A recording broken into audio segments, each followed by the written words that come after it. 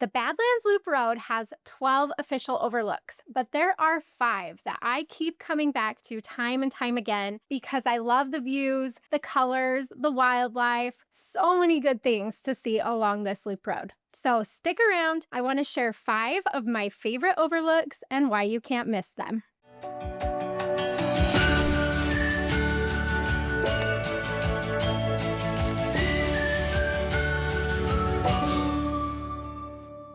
My name is Ash, and I'm a former park ranger and the founder of Dirt in My Shoes.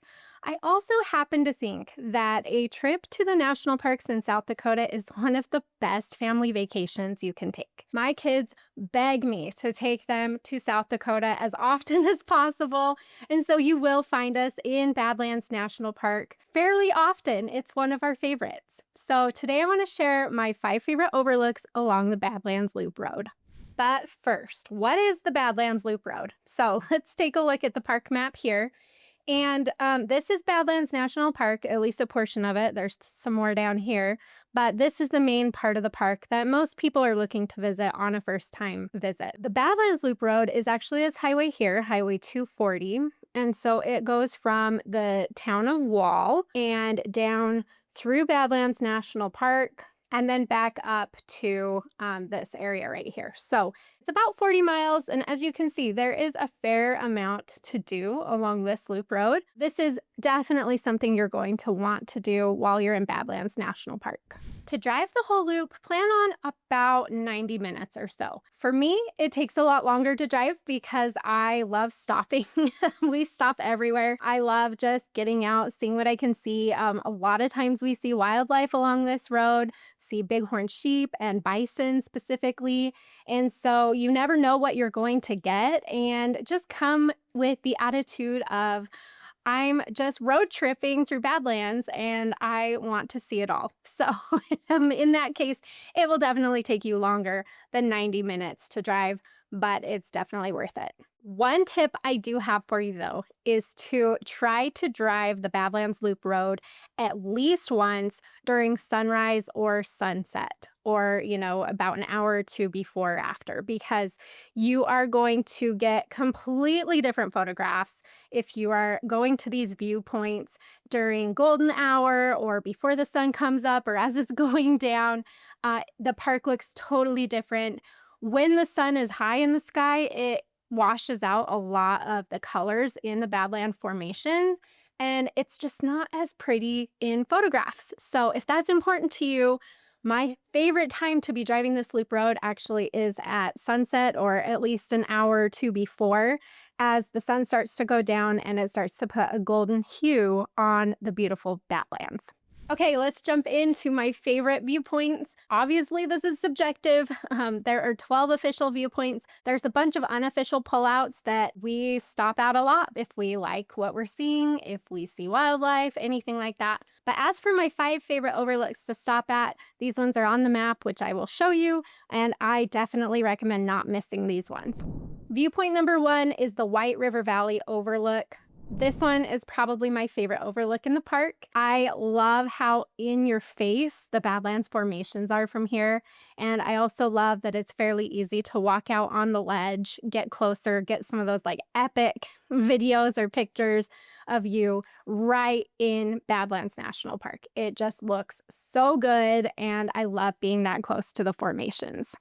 The White River Valley Overlook is down here. So as you're driving the loop road from either direction, it's more on the eastern side of the park near the visitor center, near the Notch Trail, other stuff like that. It is one of the first overlooks that you will hit as you come into the park this way. Overlook number 2 is Panorama Point. Panorama Point has the grasses that just kind of fade into the Badlands formations. It's really cool. You have the big, beautiful blue sky. You have views for miles, and it's just a really pretty place to stop. Panorama Point is just right up over the pass from the White River Overlook, right here. Number 3 is the Basin Overlook. And I love this one because I love how many Badlands you can see from here. I also love how the colors change at sunset, and there's just so much to look at. It's a feast for the eyes. Some of these overlooks, especially this one, are not as popular. Not as many people stop here. It's not like one of the main ones that a lot of people are like, oh, yes, I have to see this one. And that's why I love it too. It's definitely worth the stop, and it will be a little bit quieter of an experience. You will find the Basin Overlook right here, kind of right smack dab in the middle of the Badlands Loop Road. Numbers 4 and 5 are when you start getting into the busier section of Badlands. So keep that in mind. These first three, again, you will have a little bit more solitude in those ones, and that's why I love them so much. But there are some more popular overlooks along the Loop Road that you'll definitely want to stop at. They just will be a little bit more busy. So number 4 is Yellow Mounds. Yellow Mounds is a really fun stop, especially if you have kids. These Badlands formations have just beautiful, vibrant yellow in them. And this is also a fun place to explore. My kids love getting out and running around in this area and climbing up the mounds. And it's just really beautiful. And it gives you that quintessential Badlands experience, which is that Badlands has an open hiking policy. So you can stop and get out and walk around, even if there's not a trail. And Yellow Mounds is one of our favorite places to do this. Yellow Mounds is right here, and you can't miss it. It's super vibrant, very different from the rest of the Badlands formations. And that brings us to viewpoint number 5, which is the Pinnacles Overlook. This is the first one that you will see as you're coming in from Wall. Because of that, there's just a lot of people that stop here to get their first glimpse of the beautiful Badlands in Badlands National Park. So this overlook does stay busy, but I love it because it's so dramatic. You can see a lot. If you're there on a clear day, you can actually see all the way to the Black Hills, which is really cool. We also have a lot of luck seeing wildlife in this particular area, maybe not right at the overlook, but as you're driving to and from it, keep your eye out for bighorn sheep. We see them a lot while we're in this area of the park. So because of that, I just think you can't skip Pinnacles, but also have a plan to see some of the smaller, lesser known viewpoints so that you can get that solitude as well. And it is beautiful at sunset. This general area just is really nice for sunset as well. So keep that in mind if you are driving the Park Loop Road during those sunset hours. Pinnacles is a great place to end up for that. So as I mentioned, Pinnacles is kind of this first one you hit. So as you come in from Wall, you go through the Pinnacles entrance and you'll get to the Pinnacles Overlook really quickly. And so that's why it does stay busier, because most people come into the park this way and they want to see the Badlands as soon as possible. And you can do so at Pinnacles.